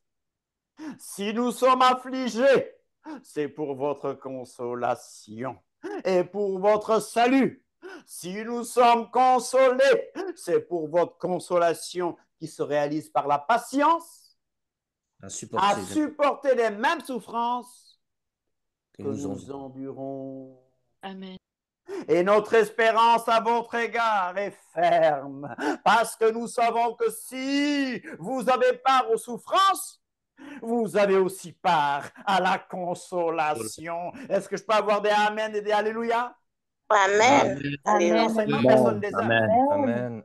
Kenneth Hagin, Kenneth Copeland, Benny Hinn vous ont appris le contraire. Aujourd'hui, je cite des noms. Il y a des méga-churches à Paris. Il y a très peu de méga-churches à Bruxelles. Vous savez, c'est petit. Hein. Mais à Paris, il y a des méga-churches qui vous enseignent un évangile qui n'a rien à voir Yeshua HaMashiach. Voici l'évangile. Tu prends ta croix, tu renonces à toi-même et tu me suis. Amen. C'est ça l'évangile. C'est ça l'évangile.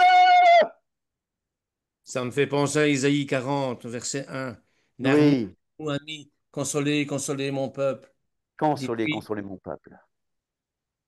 Il y Dites-lui. a un mélange de peine et de joie. Voilà. Un mélange de souffrance et de consolation. Mais la paix de Dieu qui surpasse toute intelligence gardera vos cœurs et vos pensées en Yeshua HaMashiach. Il est le Dieu de l'espérance. Il est le Dieu de la consolation. Christ en vous, l'espérance de la gloire. Alléluia. Amen. Amen. Amen. Nous sommes la Keilat Yeshua sans frontières. Bernard, on avait besoin de toi pour te parler de ces nouvelles lumières, révélations. Keilat Yeshua, assemblée de Yeshua sans frontières. Mais solidarité. Amen. L'Église de Christ en général. Et si un membre souffre, tous les membres souffrent avec lui. Si un membre est honoré, tous les membres se réjouissent avec lui. Alléluia. Amen. Alléluia. Et la paix de Dieu qui surpasse toute intelligence gardera vos cœurs et vos pensées en Yeshua HaMashiach. On continue un peu. Il y a encore 5 baptêmes qui restent. On les termine? Oui. Le baptême de mort, Matthieu 20, 22. Pendant que Yeshua montait à Jérusalem, il prit à part les 12 apôtres, les 12 disciples, et il leur dit en chemin, « Voici, nous montons à Jérusalem, et le Fils de l'homme sera livré aux principaux sacrificateurs et aux scribes. Ils le condamneront à mort, et ils le livreront aux païens parce qu'ils se moquent de lui. Ils se moquent de lui, le battent de verge et le crucifient, et le 3e jour, il ressuscitera. » Jésus leur répondit, encore au fils de Zébédée, vous ne savez pas ce que vous demandez. Pouvez-vous boire la coupe que je dois boire? Nous le pouvons. Oui. Le baptême dans le corps du Christ, opéré par l'Esprit. Nous l'avons dit. C'est 1 Corinthiens 12, 1. Un seul et même esprit opère toutes ces choses. Les distribuant à chacun, on parle des dons spirituels ici, parce qu'on parle des dons spirituels, de 9 dons spirituels qui sont des dons manifestations de l'esprit. Verset 12, car comme le corps est un et a plusieurs membres, et comme tous les membres du corps, malgré leur nombre, ne forment qu'un seul corps, ainsi en est-il de Christ. Nous avons tous en effet été baptisés dans second, vous voyez qu'il écrit dans un seul corps. Mais il faut plutôt comprendre par un seul esprit. En eni pneumati, pour former un seul corps, soit juif, soit grec. La traduction de 1 Corinthiens 12, 13, vous avez remarqué, est généralement dans un seul esprit. Le verset parle du baptême des croyants qui, bien qu'étant un corps de nombreux membres, ont été baptisés dans un seul esprit pour former une seule unité. Mais quand on étudie bien le texte, le mot « en » signifie très souvent « par ». Là, on parle du baptême opéré par l'Esprit qui nous a plongés dans le corps du Messie. Le 9e baptême, c'est le baptême de la grande mission ou de la grande commission de l'anglais. Le baptême de l'ordre missionnaire. Le baptême de l'ordre missionnaire n'est pas un baptême d'eau. Ça va impliquer le baptême d'eau. Allez, faites de toutes les nations des disciples, les baptisant au nom du Père, du Fils et du Saint-Esprit. C'est pour l'évangélisation du monde. On immerge les gens dans la réalité du Père, du Fils et du Saint-Esprit. Comment? Par la prédication, par l'enseignement, par le martyre, par le témoignage. Donc, quand tu prêches l'Évangile, tu plantes les gens, tu immerges les gens dans la réalité du Père. Alléluia, du Fils et du Saint-Esprit. Bien sûr, la repentance n'est pas achevée tant qu'on n'est pas passé par les eaux du baptême. Amen. 10. Le baptême du Saint-Esprit. Le baptême du Saint-Esprit. Car Jean a baptisé d'eau, mais vous, dans peu de jours, vous serez baptisés du Saint-Esprit. Le jour de la Pentecôte, ils furent tous remplis du Saint-Esprit et se mirent à parler en d'autres langues. Et Jean avait dit, moi, je vous baptise d'eau, mais lui, il vous baptisera du Saint-Esprit et de feu. C'est promis par Yeshua à ses disciples. Amen. Amen. Et cette expérience spirituelle est de recevoir l'Esprit avec puissance. Là, c'est Yeshua qui te prend et qui va te plonger dans le Saint-Esprit. Quel est l'élément? Qui baptise? Qui baptise? C'est Yeshua. Et il te baptise dans quoi? Ou dans qui? Le Saint-Esprit. Dans le Saint-Esprit. Alléluia. Parce que le Saint-Esprit, c'est la vie. Amen. La vie. Hein? Ruach. Chaim. Selon les actes des apôtres, ce baptême s'est manifesté par des signes. Alléluia. Et ça leur donnait le pouvoir de témoigner. Qui est baptisé à la Pentecôte? Qui a été baptisé à la Pentecôte? Shavuot, de l'an 30, qui a été baptisé? Les disciples et les apôtres. Les Juifs. Ceux qui étaient dans la chambre haute. Quels Juifs? Il y avait des Juifs de partout. Qui a été baptisé le jour-là? Les 120. Les 120 qui étaient dans la chambre haute. Les 120 dans la chambre haute. Plus tard, on va voir que Corneille était-il juif? Non. Non. Corneille et sa famille ont été baptisés. Donc, ce baptême octroyait aux apôtres le pouvoir nécessaire pour la prédication de l'Évangile. Ça les aidait à accomplir leur mission en général. En Acte 10, on a parlé de Corneille. Elohim baptise d'Esprit Saint, Corneille et sa famille, dans le but de convaincre aussi les croyants juifs que même les païens, que même les goïms avaient leur place dans le plan de rédemption. Amen. Baptême de puissance. Amen. Baptême qui donne la force. Un baptême qui convainc. Alléluia. Avant-dernier baptême, le baptême des croyants dans le nom. Yeshua. On a insisté la semaine passée. Oui. Les apôtres n'ont jamais utilisé la formule trinitaire au nom du Père, du Fils et du Saint-Esprit, mais baptisé au nom de Yeshua ou au nom du Seigneur, etc., etc.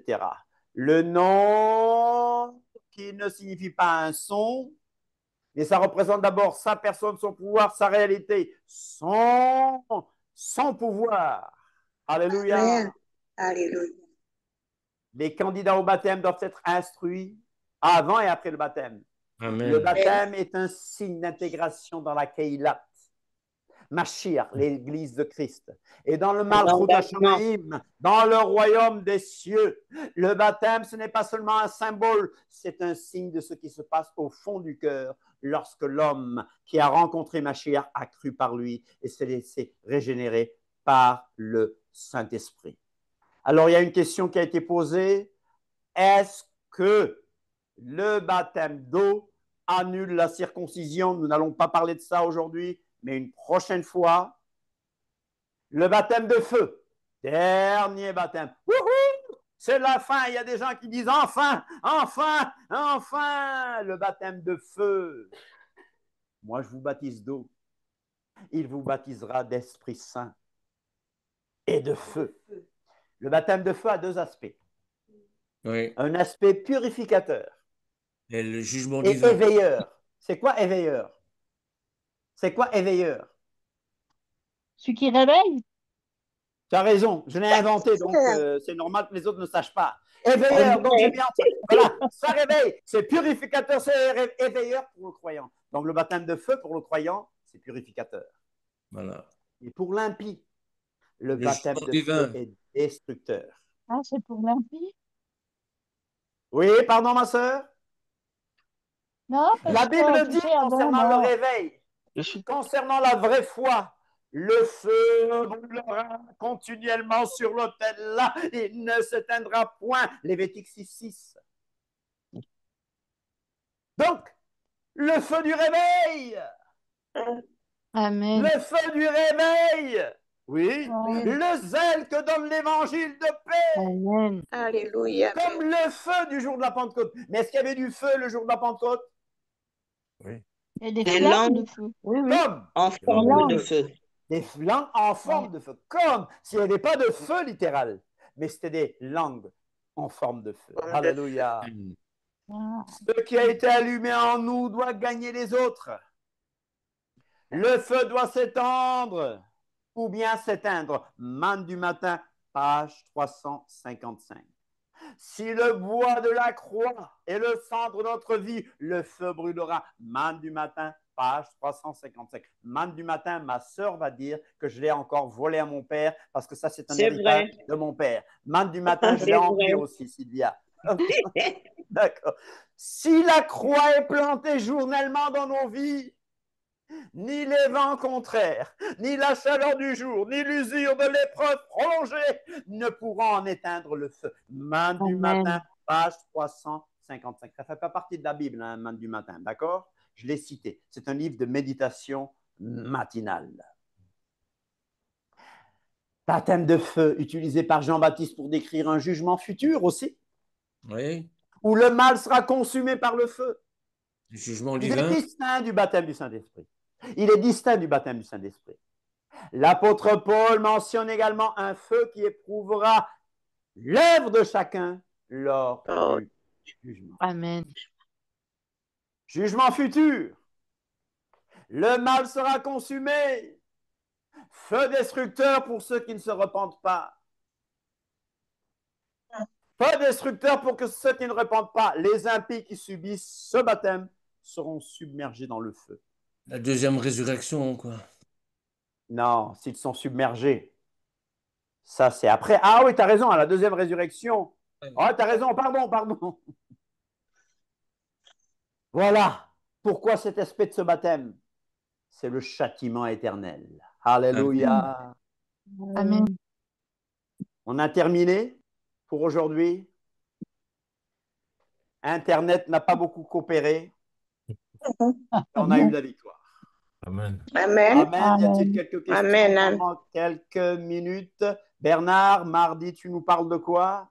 Mardi, je vais vous parler, comme il a été demandé par la collégialité, je vais vous parler du Tanar, du Targum, comment, du Talmud. Tu vas nous parler du canard. Canard, pas du canard, Écoutez, ma femme suit, vous voyez. Tu vas nous parler du canard. du Tanar. C'est pas cacheur. C'est quoi Pas Tanar? cacheur. Le C'est Tanar, quoi Tanar? le Tanar, c'est un acronyme qui veut dire la Torah, les Nevi'im et les Ketuvim. Ah, donc c'est l'Ancien Testament que Alors les chrétiens Ouais, l'appellent l'Ancien Testament, non dit écriture hébraïque. Donc vous avez compris? Tanakh, Ben oui. pour ceux qui ne savent pas, c'est l'Ancien Testament. D'accord? L'Ancien Testament, le Targum, le Talmud, le Tanya, la Kabbale, La Mishnah. Kabbale, c'est quoi? Réception. C'est ça. Est-ce qu'on doit s'y jeter? Pas vraiment. La Non. Gemaria, la Gemara, la Gematria, enfin, tout cela, on va discuter de tout ça. On va discuter pour voir ce qu'il faut retenir. Voilà, et on va voir les aspects positifs, parce qu'il y a Et des aspects. les Targum, c'est quoi? Les Targum, c'est quoi? Targum. Targum, Targunim, ça veut dire les traductions en araméen. En araméen. Voilà. D'accord. Et ça nous aide beaucoup. Memra, c'est d'araméen. Memra, davar, la parole, c'est memra en araméen. D'accord. Nel a dit que le canard n'est pas cachère. C'est une autre discussion que je ne partage pas. Le canard est cachère pour certains, pas pour d'autres. Mais la Bible n'a pas mis le canard dans la liste des aliments interdits. Mais ça, c'est une autre discussion, n'est-ce pas? Voilà. Y a-t-il une ou Deux C'est un autres peu, Ça te- c'est comme le interventions. miel. C'est pas Hein? possible que Bernard nous envoie le lien. Une personne à la fois? Oui, je disais, ça sera possible que Bernard m'envoie le lien pour C'est la toujours le conférence même de lien. mardi. Oui, hein. Le lien dit samedi 6 septembre, mais c'est toujours le même lien, chers amis. Voilà. D'accord. Aux heures de réunion, c'est le même lien D'accord. D'accord. que vous pouvez trouver dans une ancienne publication. Mhm. Non, Bernard, c'est à 20h. Bernard, c'est mardi à 20h. Mardi à Et 20h. nous, on fait jeudi à 19h30. Voilà. Mais c'est le même lien. 19h30, donc ça veut dire, moi je suis au Congo, Congo-Brazzaville, donc si 20 Afrique heures, donc centrale, c'est 19h. 19h. 19h Non, chez 20h. Non, c'est 20h. C'est 20h chez 19h GMT, 19h au Sénégal, 20h aussi en Afrique centrale. Ah, D'accord. Je pense pas, hein? Si, normalement, oui. Afrique centrale. Afrique centrale, ils ont la même heure qu'ici en ce moment. Ah. Exact. Chez vous. Afrique Ce sera centrale, je indiqué. parle du Congo, Ce du sera indiqué dans Gabon, le- des deux Congos, Gabon, Cameroun. Cameroun, Voilà. C'est la Centrafrique. même heure que Paris et Bruxelles. Je crois que David va l'indiquer sur le. Oui, oui, je le partagerai sur les groupes. Il y a pas de Mais souci. normalement, c'est écrit. D'accord. Oui, oui, oui, oui. GMT, Sénégal, c'est moins 1 heure. GMT, c'est l'heure. Nous, on a 1 heure de plus. Nous, on est GMT plus 1 heure. Ah, oui. Cap-Vert, c'est moins 2 heures. La Martinique, c'est moins 5. Ensuite, à l'atelier, je m'absente 2 minutes. Et quand je regarde. Winston, Ah, vous m'écoutez plus là. Ok. Allez. Y a-t-il des questions à quelqu'un qui a oublié d'éteindre son micro? Katan a une question, Katan. Katan, vas-y. Ouais, mais je sais pas si on. Au revoir à ceux qui sont sur Internet. Merci d'avoir été patient de tous ces problèmes d'Internet. À mardi. Ouais, j'ai une question, mais je ne sais pas si on va répondre, parce que comme il y a des micros ouverts et qu'il y a, il y a des bruits de. Est-ce que David, tu peux éteindre tous les autres micros? Ben là, pour l'instant, ça va, les micros sont éteints. D'accord, ok. Voilà, donc merci. J'avais une question, c'est un point de détail juste, mais je voulais avoir une réponse. Quand tu as parlé du baptême de souffrance, oui. Tu as dit que la passion de Christ, ce n'était pas la même chose que les souffrances de Christ. Alors, est-ce que tu peux expliquer? Parce que pour moi, la passion, bah, c'est les souffrances. Hein. La passion du Christ, bien sûr, c'était les souffrances que Yeshua lui-même a eues sur la croix, etc., etc. Mais il y a des souffrances aussi pour l'Église d'aujourd'hui. Oui, bien sûr. Ouais. Voilà, c'est ça la différence. Ouais. À ce que Jésus a fait, à ce que le Christ a fait, à ce que le Mashiach a fait, il n'y a plus rien à rajouter. Je n'ai pas besoin de monter des marches à genoux. Je n'ai pas besoin de me flageller.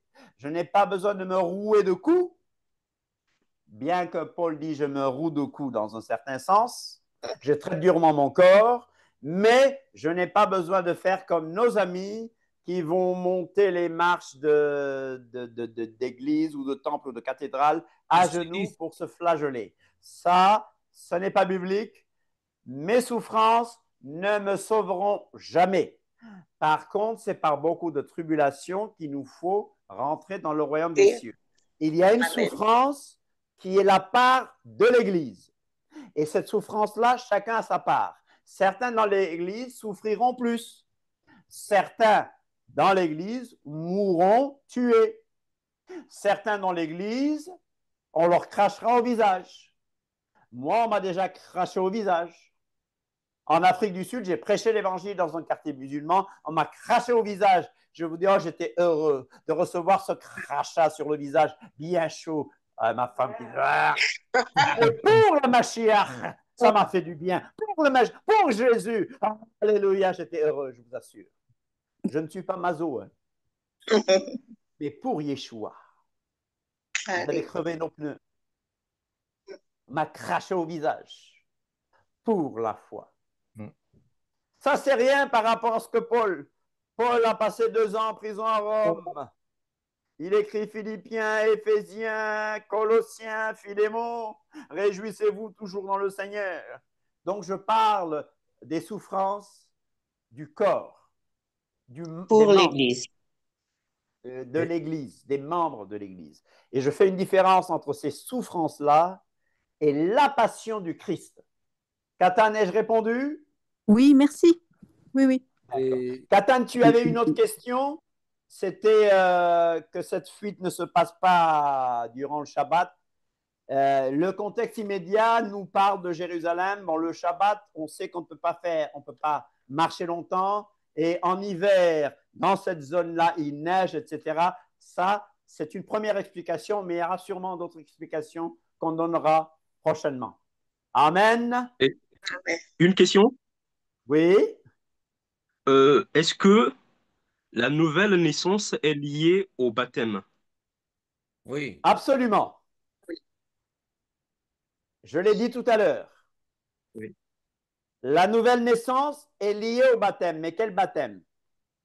Le baptême d'eau en sera le signe, mais la nouvelle naissance est liée au baptême de régénération et de renouvellement du Saint-Esprit. Le baptême est lié à ceci. Si un homme ne naît d'eau et d'esprit, l'eau de la parole de Dieu et de l'Esprit de Dieu, il ne peut voir le royaume des cieux. L'eau ne sauvera personne. L'eau. Oui. H2O. Non. H2O. Maï en lingala et maïm en hébreu, ça ne sauve personne. Quoi que la Bible dit, c'est eau qui vous sauve, mais ce n'est pas l'eau qui va nous sauver. C'est la foi en Yeshua. Amen. Maintenant, l'eau sera un signe visible de ce que Yeshua a fait dans le monde invisible, qui est de m'avoir régénéré, d'avoir fait de moi une nouvelle créature par son esprit. Amen. Il faut dire aussi que les Écritures nous disent que le Seigneur nous donne les souffrances qu'on peut endurer et pas plus. Pas plus. Amen. Voilà. Amen. Il ne faut pas avoir peur. Hein? Que t'importe, toi, suis-moi. Il ne va jamais te donner quelque chose avec laquelle il n'accompagne pas sa grâce. Et n'oublions pas que Yeshua a souffert lui-même. Et pourtant, il ne méritait pas cette souffrance. Du tout. Alors que nous, qui étions pécheurs, nous la méritions. Lui l'a portée à notre place. À notre place. Alors, je pense qu'en tant que serviteur, c'est vrai que ce n'est pas facile. On doit demander la puissance du Saint-Esprit pour nous aider à la surmonter. Mais comme l'a dit Bernard à l'instant, Dieu ne nous soumet pas à des souffrances que nous ne pouvons pas supporter. Parce que ce n'est pas un père fouettard, c'est un père aimant. Et la souffrance qu'il nous met, ce sont des épreuves. Mais à cause de ces épreuves-là, Dieu nous fortifie à travers ces épreuves. Ouais. Il donne la grâce. C'est une bénédiction pour nous. Mais il peut permettre qu'on souffre au-delà de nos forces. Pourquoi? Parce qu'il va l'accompagner de sa force. Voilà. Et donc, dans ces cas-là, oui, c'est plus facile à supporter. Absolument. Amen. 3 fois j'ai prié le Seigneur d'éloigner de moi cette chose, cette écharpe dans la chair. Et il m'a dit, ma grâce te suffit. Ma grâce te suffit car ma puissance s'accomplit dans la faiblesse. Quand je suis fort, quand je suis faible, je suis fort. C'est alors que je suis fort. Nel, une dernière question? Oui, moi je voulais savoir quand on souffre des maladies, des handicaps, est-ce que ce sont aussi des épreuves? Pardon? Est-ce que les maladies, les handicaps, est-ce que c'est des épreuves? Oui, ça peut être des épreuves. Oui, absolument. Ça peut être mis dedans. D'accord. Mais ne dis pas que c'est ta croix, parce que ta croix, il faut la porter. Oui. Tu ne peux pas dire c'est ma croix et dire Seigneur, enlève. Non, si tu dis que c'est ta croix, alors faisons attention à ce qu'on dit. Hein. Si tu dis que quelque chose est ta croix, il faut la porter. Alors, on peut dire Seigneur, c'en est trop. Je n'en peux plus. D'accord? D'accord. Le Seigneur, il guérit quand il veut. Hein. Oui. On est d'accord? On est d'accord. Et il y a des gens qui ne guérissent pas. Moi, C'est j'ai vrai. prié pour des gens qui ont été guéris, j'ai prié pour des gens qui n'ont pas été guéris et qui sont morts. Vous allez dire, Et Paul pauvre n'a pas Michel. été guéri de l'écharde, hein? Il n'a pas été guéri. Paul Ça, n'a il faut pas été guéri. Non. Non. Élisée non plus. Ah oui. Donc, je reviens et je dis encore que Kenneth Reagan, Kenneth Copeland. Non, mais il avait reconnu une fois que quand il avait Prends le prié micro. pour sa sœur, Ouais.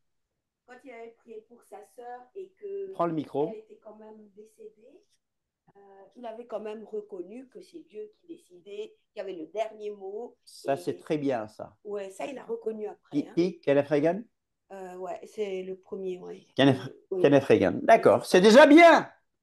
Parce qu'ils nous ont enseigné pendant longtemps que le chrétien ne doit pas tomber malade. S'il tombe malade, c'est qu'il lui manque de foi. Si tel meurt, c'est que la foi n'était pas là, ce qui n'est pas biblique.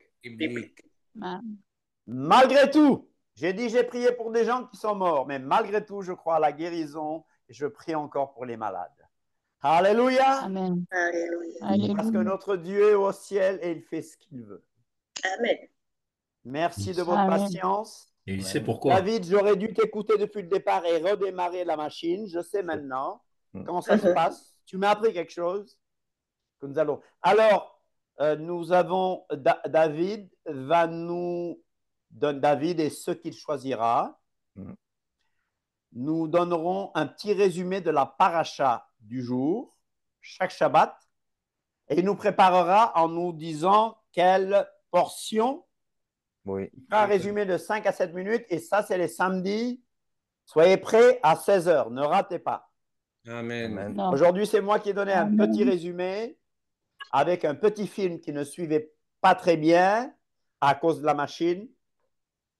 Mais chaque Shabbat, Bernard, chaque Shabbat, on aura un résumé un résumé parce que la veille, certains d'entre vous ont déjà fait la parachat complète, mais un résumé. Parachat, c'est une portion de la Torah qui est lue dans les synagogues et il l'accompagne du lien avec les prophètes.